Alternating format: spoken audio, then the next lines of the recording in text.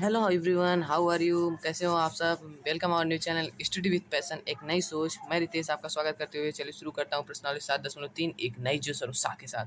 पिछले वीडियो में हमने इत सिद्ध में यहाँ लिखा हुआ है, क्या हमने पढ़ा था कि RHS सर्वांग क्षमता हमने पढ़ लिया था। क्या RHS सर्वांग क्षमता? तो आज हम पढ़ेंगे प्रश्नावली 7.3 का पहला सवाल, दूसरा सवाल और तीसरा सवाल। 3 सवाल इस वीडियो में देखेंगे, फिर नेक्स्ट वीडियो में हम 3 के आगे जो सवाल हैं उसको हम पढ़ेंगे। तो सबसे पहले इसको देखते हैं, क्या कहा है कि त्रिभुज ABC और त्रिभुज DBC एक ही आधार, त्रिभुज ABC तथा त्रिभुज DBC एक ही आधार BC पर बने दो समद्विबाहु त्रिभुज हैं। एक ही आधार, देखो A भी और A भी, एक ही आधार BC पर बने दो त्रिभुज हैं। एक कौन त्रिभुज? समद्विबाहु, यानी दो भुजाएं इसके बराबर, A बराबर इसके, A बराबर इसके। यहाँ तक समझ आ गया दोस्त? चलो बउआ आगे देखते हैं कि हमका क्या दिया है कि हम ए और डी भुजा BC के एक ही ओर स्थित है। यदि AD बढ़ाने पर BC को बिंदु P पर प्रक्षेद करे तो दर्शाइए कि, तो हमें सिद्ध करना है त्रिभुज ए है ABD सर्वांगसम ACD तथा ABP सर्वांगसम ACP। अच्छा, और AP कोण A और कोण D दोनों को समद्विभाजित करता है। मतलब A इसको समद्विभाजित करता है, AP को कोण A, मतलब A बराबर इसके सिद्ध करना है। समद्विभाजित का अर्थ क्या होता है भाई? देखो, जैसे यहाँ कोई है ABC, कोई लड़का बोला कि भाई इसका समद्विभाजित करो, तो इसको क्या करो, पहले यहाँ से केंद्र मानो, फटाक से यहाँ एक चाप लगाओ, आर्च लगाओ, फिर यहाँ पर यहाँ केंद्र मान के यहाँ और यहाँ केंद्र मानकर यहाँ मिला दो। यही हमारा हो गया समद्विभाजक यानी बाइसेक्टर, यानी A बराबर हो गया इसके। तो ए रेखा क्या है? इसकी बाइसेक्टर है। तो यह कहा है कि ए रेखा इसकी बाइसेक्टर है। हमें सवाल जैसे दूसरी टाइप से पूछा कि मतलब ए ना ही कहा कि ए बराबर इसको सिद्ध करो, तो आसानी से कर लेते। कहा कि AP कोण A और D को दोनों समद्विभाजित करता है, मतलब A बराबर है इसके सिद्ध करना है तथा A बराबर है इसके सिद्ध करना है। यहाँ तक समझ आ गया दोस्त? और चौथा क्या कहता है? AP रेखाखंड BC का लंब समद्विभाजक है। AP रेखाखंड BC का लंब समद्विभाजक है, मतलब लंब मतलब 90 अंश, मतलब A बराबर है इसके बराबर है 90 अंश। यही हमें सिद्ध करना है। तो चलिए देखते हैं प्रमाण। एक बात बताओ यार, क्या दिया है, क्या सिद्ध करना है? कुछ है नहीं इसमें, इसको तो आप लोग लिख ही सकते हो। तो चलिए प्रमाण देखते हैं। और क्या सिद्ध करना है? यही जो दिया है दर्शाइए कि, ये सब लिख लेना। और क्या दिया है कि त्रिभुज ABC और DBC एक ही आधार पर BC पर बने हैं, जिसमें AD और A, मतलब यहाँ तक पूरा लिख लेना। ठीक, चलिए आगे देखते हैं प्रमाण। सबसे पहले हमें क्या सिद्ध करना है? त्रिभुज ABP, क्या लिख देते हैं, त्रिभुज ABD तथा त्रिभुज ACD में ना, ABD और ACD में हमें सबसे पहले सिद्ध करना है। तो यही देखेंगे इसमें। सबसे पहले बताओ, AB बराबर है AC, हमें दिया है। हाँ, AB बराबर है AC, क्यों दिया है दोस्त? और DB बराबर DC भी दिया है। देखो, इस त्रिभुज को और इस त्रिभुज को हमें सर्वांगसम करना है, तो A बराबर है इसके और A बराबर है इसके, तो दिया था। तो यहाँ लिख देते हैं DB। अगर ना समझ आता हो दोस्त, लेकिन यार इतना अच्छे से समझाना हो तो आना तो चाहिए। अगर ना समझ आए, ऐसी बात नहीं है, तो वीडियो पीछे करके फिर इसको दोबारा देखो और विधिवत समझ आएगा। मैं गारंटी के साथ कहता हूँ यार, पक्का आ जाएगा। तो DB बराबर DC दिया है। अब ये बताओ, A बराबर है इसके, A बराबर इसके, और क्या हो सकता है? थोड़ा गेस करो। चलो कमेंट सेक्शन में बताना, मैं बताता हूँ। इसमें देखो AD, ये बीच वाली भुजा तो कॉमन है, दोनों का आधार यही है। तो AD बराबर AD, क्यों? उभयनिष्ठ है ना, इसलिए त्रिभुज ABD सर्वांगसम त्रिभुज ACD, क्यों? तीनों भुजाओं पर बराबर है, तो S है। तो पहला हमारा सिद्ध हो गया, ए त्रिभुज इसके सर्वांगसम हो गए। फिर दूसरा क्या कहता है? त्रिभुज ABP सर्वांगसम त्रिभुज ACB। तो यहाँ हम क्या लिखेंगे? दूसरा त्रिभुज ABP तथा त्रिभुज ACP में, ABP तथा ACP में। इसी प्रकार फेयर में लिखना है, इसी प्रकार टेस्ट में लिखना है, इसी प्रकार पेपर में लिखना। गारंटी के साथ कहता हूँ, नंबर की धज्जी उड़ जाएंगी, मतलब नंबर लाल टॉप मिलेगा। आप समझ गए ना? चलो देखते हैं। ABP ए बी पी और ए सी पी हमें सर्वांग करना है। तो ए बी पी में देखो ए बी बराबर है ए सी, क्योंकि ए बी पी की भुजा ए बी है और ए सी पी की भुजा ए सी है दोस्त। तो ए बी बराबर होगा ए सी की नहीं होएगा ना भाई? ठीक, बताना हम वो जैसे बताओगे वैसे लिखेंगे भाई। तो ए बी बराबर है ए सी। सर्वप्रथम ए बी बराबर है ए सी, क्यों दिया है? ए बी बराबर है ए सी दिया है दोस्त। अब ये बताओ, इसमें इसका आधार ए भी है, इसका भी आधार ए ही है, तो ए सर्वांग हुआ कि ए बराबर, मतलब ए उभयनिष्ठ हुआ कि नहीं हुआ ना? तो क्या ए पी बराबर ए पी क्या उभयनिष्ठ, ए पी बराबर ए पी उभयनिष्ठ हो गया। अब क्या देखो, ए त्रिभुज इसके हम सर्वांग किए थे कि नहीं? तो एक कोण एक बराबर हो गया कोण दो के नहीं, क्योंकि एक कोण बराबर होगा कि नहीं होगा ना? तो मान ले, तो यहाँ लिखोगे कोण एक बराबर कोण दो। ये क्यों? सी पी सी टी या सर्वांग समता से, सर्वांग समता से। अरे भैया हमें बताओ, ये त्रिभुज ये सर्वांग सम अभी यहाँ तो किए, तो ए बराबर इसके सर्वांग सम हो गए, इसके सारे अंग इसके बराबर हो जाएंगे, तो ए बराबर इसके नहीं होगा दोस्त, समझ जाया करो यार। इसलिए त्रिभुज ए बी पी सर्वांग सम त्रिभुज ए सी पी, यही तो हमें चाहिए था। अरे दो भुजा बीच का कोण, दो भुजा बीच का कोण, दो भुजा बीच का कोण, अरे पप्पा रे। तो यहाँ हम लिख देंगे क्यों, यस ए त्रिभुज ए बी पी सर्वांग सम हो गया। दूसरा भी सिद्ध हो गया। तीसरा क्या कहा है, ए पी कोण ए को ए और कोण डी दोनों को समद्विभाजित करता है, मतलब ए बराबर इसके सिद्ध करना है। पहले मैंने समझा दिया क्या करना था, ए बराबर इसके सिद्ध करना है, ए तो हो ही गया, और सिद्ध करना है, मान लो इसको 3 दे देते हैं, इसको 4, कोण 3 बराबर होगा कोण 4, हमको ए भी दिया है, सिद्ध करना है। तो कोण 1 बराबर कोण 2 तो हो ही गया, क्यों इसलिए कोण 1 बराबर कोण 2 सी पी सी टी से, सी पी सी टी यहाँ तो सर्वांग समता से हो गया था। अब कोण 3 बराबर कोण 4 सिद्ध करने के लिए अगर हम इस त्रिभुज के सर्वांग सम कर दे तभी तो 3 बराबर 4 होगा। तो आइए देखते हैं किसमें, त्रिभुज बी पी डी और सी पी डी, या डी पी बी या डी पी सी। चलो लेते हैं डी पी बी और डी पी सी में क्या कि तीसरा त्रिभुज डी पी बी तथा त्रिभुज डी पी सी में, त्रिभुज डी पी बी तथा त्रिभुज डी पी सी में क्या कि ये बताओ, डी बी बराबर डी सी दिया ही है, हाँ भाई दिया था, और डी पी बराबर डी पी कॉमन है, हाँ भाई कॉमन है, दोनों का आधार वही है, हाँ सर।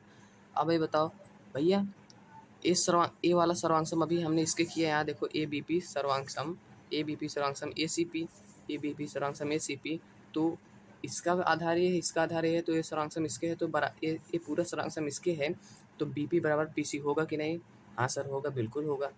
तो बस हो गया, ए बराबर इसके, ए बराबर इसके, ए बराबर इसके, 3 भुजा बराबर, तो त्रिभुज सर्वांग सम हो गया। तो यहाँ लिखेंगे क्या, डी बी बराबर डी सी, बी पी बराबर पी सी। ये क्यों दिया था और ये क्यों सर्वांग समता से,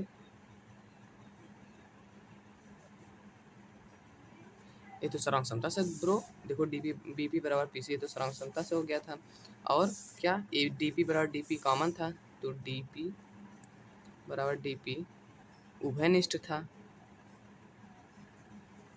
इसलिए त्रिभुज डी पी बी सर्वांग सम त्रिभुज डी पी सी, क्यों यस एस एस से, इसलिए कोण 3 बराबर कोण 4, अतः ए पी रेखा कोण डी को भी समद्विभाजित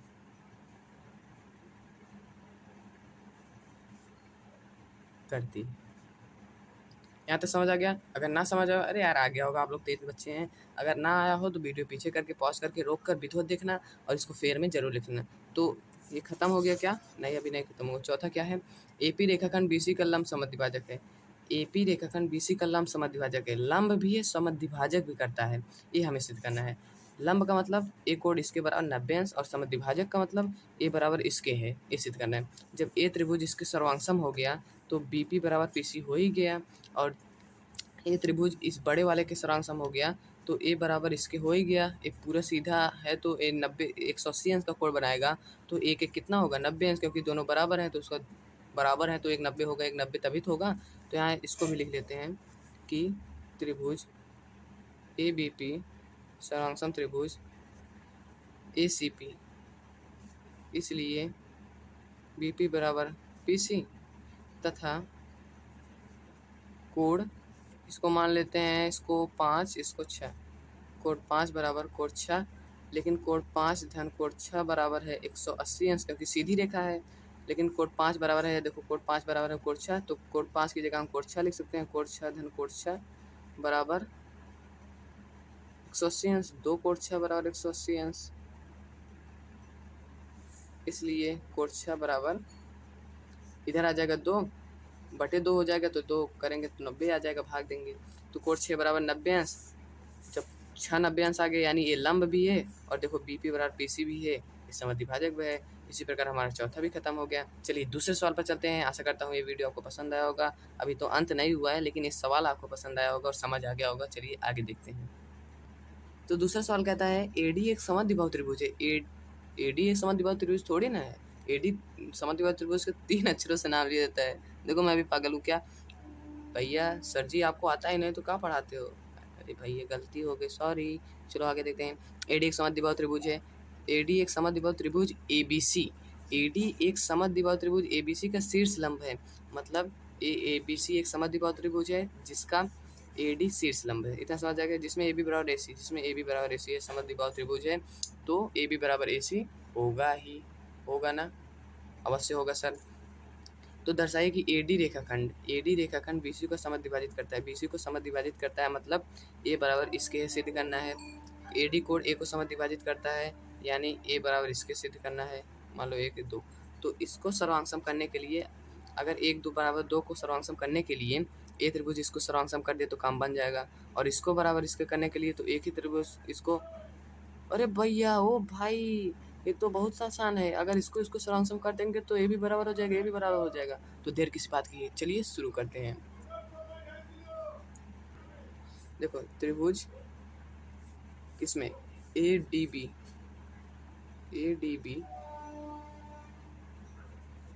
तथा त्रिभुज ए डी सी में, ए डी सी में क्या कि ए बी बराबर ए सी, ए बी बराबर ए सी, ए डी बराबर ए डी, ए डी बराबर ए डी। ए क्यों दिया है, ए क्यों उभयनिष्ठ, उभयनिष्ठ है ना बस। तो इस एक बराबर इसको 3 मानते हैं, इसको 4, कोण 3 बराबर कोण 4, क्यों 90 अंश, इसलिए त्रिभुज ए डी बी सर्वांगसम त्रिभुज ए डी सी। क्यों यस यस, सब कहोगे भाई 2 भुजा एक कोण बराबर है तो यस यस, नहीं दोस्त, यस यस का मतलब 2 भुजा बीच का कोण बराबर होना चाहिए। इसमें आर एच एस, क्योंकि एक कर्ण बराबर है, एक भुजा बराबर है और एक 90 अंश का कोण बराबर है, इसलिए क्यों आर एच एस से। इसलिए कोण 1 बराबर कोण 2, जब इसके बराबर हो गया तो सारा अंग इसके बराबर हो गया। इसके ऊपर रख देंगे ढक जाएगा, इसको चुरा लेगा, अरे भैया तू ना देख तो उसको कोई पकड़ लेगा। मतलब इसके ऊपर इसको रख देंगे तो एकदम पता ही नहीं चलेगा कि इसके नीचे कोई त्रिभुज है, मतलब इसके एकदम बराबर है। हमने सिद्ध कर दिया। कोण 1 बराबर कोण 2 तथा बी डी बराबर डी सी, बी डी बराबर डी सी, क्यों C P C T, congruence part of congruence corresponding part of congruence triangle, यानी संगत भाग किसका, सर्वांगसम त्रिभुज का। समझ गए, बस इतना ही सिद्ध करना था। चलिए नेक्स्ट वीडियो में चलते हैं, नहीं नेक्स्ट सवाल पर चलते हैं। तो दोस्तों तीसरा सवाल क्या कहता है, एक त्रिभुज एबीसी, एक त्रिभुज एबीसी की दो भुजाएं ए बी और बी सी तथा माध्यिका एम, माध्यिका एम क्रमशः एक दूसरे त्रिभुज की भुजाओं पी क्यू और क्यू आर तथा माध्यिका पी एन के बराबर है। तीनों बराबर हैं, मतलब ए बराबर इसके है, ए बराबर इसके है, यानी बी सी बराबर है क्यू आर के, बी सी बराबर है क्यू आर के। तथा माध्यिका पी एन बराबर है क्यू की ए एम बराबर है पी एन के। तो दर्शाइए कि त्रिभुज ए बी एम सर्वांगसम त्रिभुज पी क्यू एन तथा त्रिभुज ए बी सी सर्वांगसम त्रिभुज पी क्यू आर के। एक बताओ, ए बी एम सर्वांगसम पी क्यू एन कैसे होगा? ए बराबर इसके हमें दिया ही है, हाँ दोस्त दिया है। ए बराबर इसके हमें दिया ही है, हाँ दिया है जी सर दिया है। ए बराबर इसके दो भुजाएं तो बराबर होंगे, या एक कोण बराबर सिद्ध कर दूं या एक भुजा और बराबर सिद्ध कर दूं। लेकिन ये बताओ, कोण तो बराबर दिया ही नहीं है, लेकिन हमें दिया है बी सी बराबर है क्यू आर के। तो बी सी बराबर क्यू आर के, लेकिन हमें बी एम बराबर है क्यू एन सिद्ध करना है ना। लेकिन बी एम बराबर है एम सी के, क्योंकि ये माध्यिका है, तथा क्यू एन बराबर है एन आर के, ये माध्यिका है। यानी ये दोनों बी सी की आधी हैं। मतलब अगर बी सी का आधा करेंगे यानी बी सी बटे 2 करेंगे तो बी एम भी लिख सकते हैं, एम सी भी लिख सकते हैं, क्योंकि बी एम धन एम सी बराबर है बी सी। और क्यू एन बराबर है एन आर के ना, तो क्यू एन धन एन आर बराबर हो जाएगा क्यू आर के, या क्यू एन धन एन आर की जगह हम क्यू एन भी लिख सकते हैं। तो क्यू एन धन क्यू एन यानी 2 QN बराबर हो जाएगा क्यू आर के। क्यू आर के हो जाएगा तो क्यू एन बराबर हो जाएगा क्यू आर बटे 2 के। अभी लिखते हैं तो आपको समझ आएगा विधिवत। तो सबसे पहले प्रमाण क्या दिया है, क्या सिद्ध करना है, आप लोग अब लिख सकते हैं, उसको लिखने की ज़रूरत नहीं है। प्रमाण में देखो, इसको पहले सेट करता हूँ अच्छे से, ठीक। प्रमाण में आप देख सकते हैं कि सबसे पहले बी सी बराबर है क्यू आर के, दिया है दोस्त। अब ये बताओ, तथा बी एम बराबर है एम सी, माध्यिका है ए एम माध्यिका है, तब बी एम बराबर एम सी है, तथा क्यू एन बराबर क्यू आर, ये भी वही सेम प्रोसेस है, क्यू एन बराबर क्यू आर सेम प्रोसेस है। अब एक बात बताओ दोस्त, इसमें देखो बी एम धन एम सी बराबर क्या है बी सी, होगा कि नहीं। लेकिन ये बात बताओ हमें कि बी एम बराबर है एम सी के, तो बी एम की जगह हम एम सी लिख सकते हैं कि नहीं? हाँ सर लिख सकते हैं। तो एम सी लिखो धन एम सी बराबर बी सी, तो ये हो जाएगा 2 MC बराबर बी सी, और एम सी बराबर हो जाएगा बी सी बटे 2। ये हो गया। अब इधर ध्यान दो, अब ये बताओ उसी प्रकार इसमें देखो क्यू एन धन एन आर बराबर होगा क्यू आर के, होगा ना? हाँ सर होगा। तो लेकिन यहाँ देखो क्यू एन बराबर है क्यू आर के, तो क्यू एन की जगह हम ये क्या लिख दिया, क्यू एन बराबर क्यू आर नहीं, क्यू एन बराबर एन आर, यार यहाँ एन आर, क्यू एन धन एन आर बराबर है क्यू आर के, तो क्यू एन बराबर है एन आर के, तो क्यू एन की जगह हम एन आर लिख सकते हैं ना? हाँ सर लिख सकते हैं। तो लिखो भाई एन आर बराबर क्यू आर, एन आर धन एन आर बराबर 2 NR बराबर क्यू आर, एन आर बराबर क्यू आर बटे 2। ये समझ आ गया आपको, विधिवत आ गया। लेकिन ये बात बताओ, इसमें देखो बी सी बराबर है क्यू आर के ना, बी सी बराबर क्यू आर के है ना।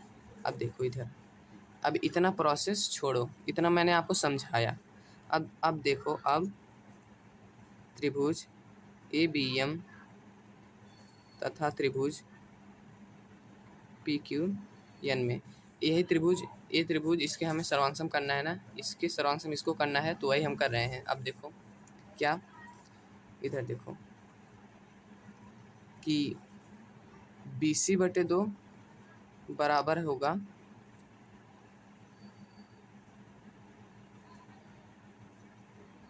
क्यू आर बटे 2 के। क्यों? यहाँ लिख दो पहले, क्योंकि बी सी बराबर है क्यू आर के। जब बी सी बराबर क्यू आर है तो बी सी बटे 2 बराबर होगा क्यू आर बटे 2 के। लेकिन बी सी बटे 2 किसके बराबर है? M C. और क्यू आर बटे 2 किसके बराबर है? एन आर के। तो बी सी बटे 2 एम सी बराबर है क्यू आर बटे 2 बराबर एन आर। अब इधर देखो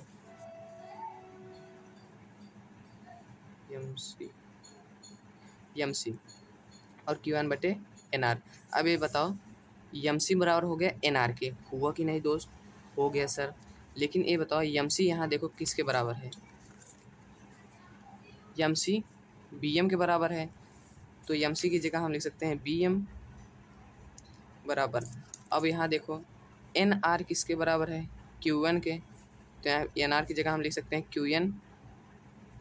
यहाँ क्वेश्चन में लिख दो कि एम सी बराबर बी एम और क्यू एन बराबर एन आर के, है ना। तो बी एम बराबर क्यू एन हो गया कि नहीं। अब फिगर में ध्यान से देखो, बी एम बराबर हो गया क्यू एन के। अब ए बी बराबर ए क्यू पी क्यू हमें दिया ही है, पी एम ए एम बराबर पी एन हमें दिया ही है। तो यहाँ लिखो अब इसके बाद यहाँ प्रोसेस ए बी बराबर पी क्यू क्यों दिया है तथा ए एम बराबर पी एन ए क्यों दिया है। अब बताओ बी एम बराबर हो गया क्यू एन, ए बी बराबर हो गया पी क्यू, ए एम बराबर हो गया ए एन, इसलिए त्रिभुज ए बी एम सर्वांगसम हो गया त्रिभुज पी क्यू एन के। क्यों? यस यस यस, तीन भुजा बराबर हो गए। देखो दोस्तों, ये आप लोग को लिखने की ज़रूरत नहीं है, ये मैं आपको समझाने के लिए, ताकि कोई भी डाउट ना रहे कैसे हुआ, सब समझाने के लिए बताया। ये आपको लिखने की ज़रूरत नहीं है। लिखने की क्या ज़रूरत है कि बस इतना लिख दो कि बी सी बटे दो बराबर होगा, बी सी बराबर है क्यू आर के, तो बी सी बटे दो बराबर होगा क्यू आर बटे दो के, यानी बी सी बटे दो बी एम है और क्यू आर बटे दो क्यू एन है। एम सी भी एन आर भी हो सकता है, लेकिन दोनों बराबर हैं, तो इसकी जगह बी एम भी लिख सकते हैं, क्यू एन भी लिख सकते हैं, बस समझाने के लिए बताया। बस इतना लिख दो, बी सी बटे दो बराबर हो, बी सी बराबर है क्यू आर के, तो बी सी बटे दो बराबर होगा क्यू आर बटे दो के, तो बी सी बटे दो है बी एम और क्यू आर बटे दो है क्यू एन, बी एम बराबर क्यू एन हो गया, इसलिए त्रिभुज ए बी एम ये दोनों बराबर दिए ही हैं, तो त्रिभुज ए बी एम सर्वांगसम हो गया पी क्यू एन के। बस हो गया। दूसरा क्या क्या है, त्रिभुज यहाँ देखिए, त्रिभुज ए बी सी सर्वांगसम त्रिभुज P Q R, A B C सर्वांगसम त्रिभुज पी क्यू आर हमें और सिद्ध करना है। ये बताओ, ए बराबर इसके दिया है सर, बी सी बराबर क्यू आर दिया है सर, ए त्रिभुज इसके सर्वांगसम हो गया, तो ए कोण बराबर होगा इसके कि नहीं, एक दो, क्योंकि सारे अंग इसके बराबर होंगे। यस सर, जरूर होगा, इसलिए ए त्रिभुज इसके सर्वांगसम होगा कि नहीं होगा सर, क्यों? क्योंकि यस यस यस यस ए यस ए यस से सर्वांगसम हो गया। तो यहाँ हम लिख सकते हैं, इधर लिखो, दूसरा त्रिभुज ए बी सी तथा त्रिभुज पी क्यू आर, त्रिभुज ए बी सी तथा त्रिभुज पी क्यू आर में क्या, कोण एक बराबर है कोण दो के, क्यों? सर्वांग समता से, सर्वांग समता से सर। ए बी बराबर है पी क्यू, क्योंकि अब बड़े वाले त्रिभुज में ले रहे हैं, तो बी एम और क्यू एन थोड़ी लेंगे, इस बड़े वाला का भुजा लेंगे, तो A M sorry A B बराबर पी क्यू क्यों दिया है दोस्त, और बी सी बराबर क्यू आर, ए बी क्यों दिया है, इसलिए त्रिभुज ए बी सी सर्वांगसम त्रिभुज पी क्यू आर क्यों S A yes yes S A S से सर्वांगसम हो गया। आशा करता हूँ ये वीडियो आपको पसंद आ गया होगा। नेक्स्ट वीडियो में हम चौथे सवाल से देखेंगे। ये वीडियो काफ़ी बड़ा हो रहा है, तो भी दोस्त समझ आ गया हो ना दोस्त, समझ आया ना? अगर अच्छे से समझ आ गया होगा तो कमेंट सेक्शन में कर देना, बहुत अच्छा समझ आ गया सर। अगर चैनल पर नए हो तो सब्सक्राइब कर देना। मिलते हैं नेक्स्ट वीडियो में। जय हिंद, जय भारत।